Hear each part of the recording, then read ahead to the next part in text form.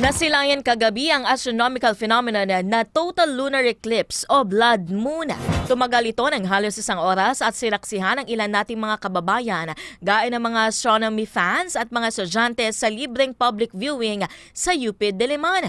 Bakit nga tila nagiging pula ang buwan? Alamin sa report ni Ace Cruz.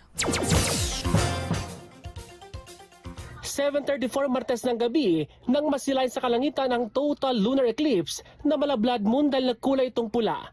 Nangyayari ito sa perpektong pagkakahilera ng araw, mundo at buwan.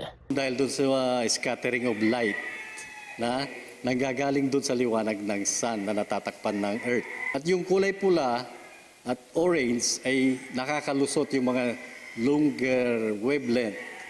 Nakakalusot at na-absorb ng moon yon, kaya nagiging kulay pula yung ating moon. Bago nito, una munang bumungad ang partial eclipse mag-aalas 6 ng gabi. Kanya-kanyang tunghay ang mga nagsipunta sa open field sa Astronomical Observatory ng Pag-asa. Hindi rin pinalagpas ng ilan na kuhanan ito ng litrato o video.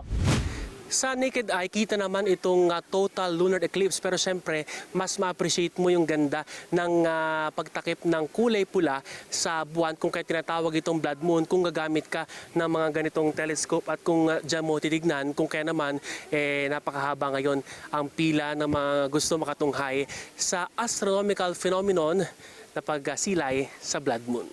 Matyagang nag-abang sa astronomical phenomenon na ito ang ilang enthusiasts, mga estudyante at iba pa, lalo't libre ang public viewing ng Pag-asa sa Astronomical Observatory sa UP Diliman. Gaya ng 18-year-old na si Justin mula Antipolo. For me lang talaga, gusto ko lang talaga ma-experience yung nangyayari around me. Ang magkakaibigang second-year college na ito naman, naengganyo na kaklaseng hobby ang moon sighting. Masaya po ako tuwing nakikita ko. Parang we get to appreciate nature. So, mas feeling namin connected kami. Parang kapag stress na kami sa mga ginagawa namin, ayun, parang we just love to look at the moon. Bukod sa UP Diliman campus, may ilang libreng public viewing areas din sa iba't ibang Pag-asa center sa bansa.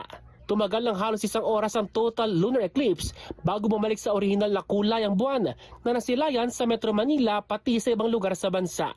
Inaasahan na muling masisilayan ang total lunar eclipse o blood moon sa December 2028. Ace Cruz, Newslight.